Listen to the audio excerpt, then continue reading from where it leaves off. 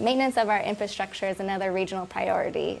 Our regional roads have maintained a fair pavement condition over the last 10 years.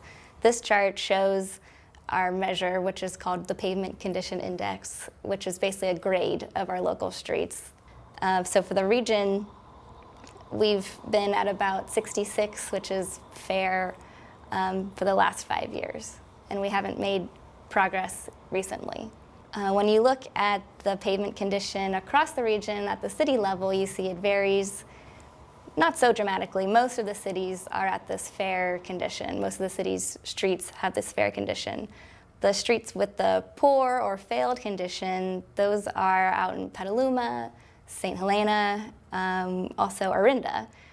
But then the conditions with the excellent or very good pavement might be the newer cities like Brentwood, but also some of the older cities who have prioritized street pavement maintenance like El Cerrito. The lifespan is also a function of the amount of traffic that the streets carry. Streets in good condition are either new, so they're part of new developments, or they've been repaired recently. On the state highways, we look at another metric, which looks at the amount of lanes that are in a distressed state. So it's again the amount of how smooth the highways are when you're driving along them. But in this case, we want to decrease the amount of lanes.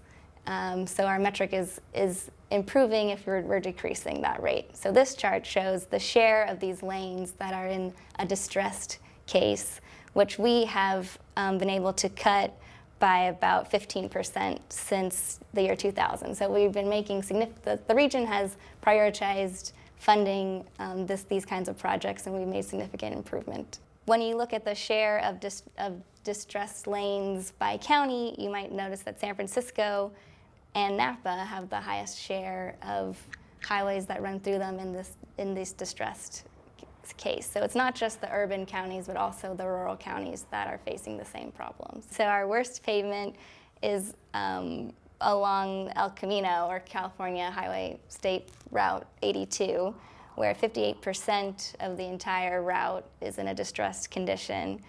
That runs through an urban part of the region, so that's along the peninsula. But then on the coast, we have Highway 1, which is about 35% distressed.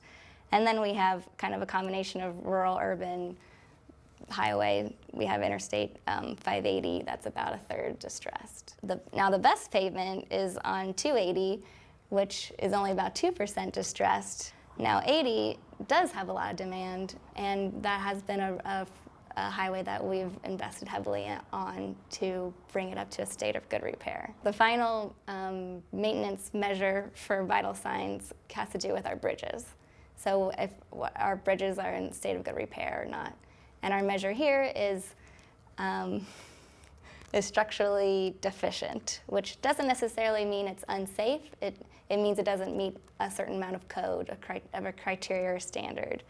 In the early 2000s, we had a spike of our bridges that didn't meet this threshold, which was about a third of our bridges were deemed structurally deficient. We, as a region, have also invested heavily in bringing our bridges up to state of good repair, and so we've cut that amount by a third, and so now only 15% of our bridges are in poor condition. This data does not yet include the Bay Bridge retrofit, so in our next year's round of reporting should show a marked improvement in this measure.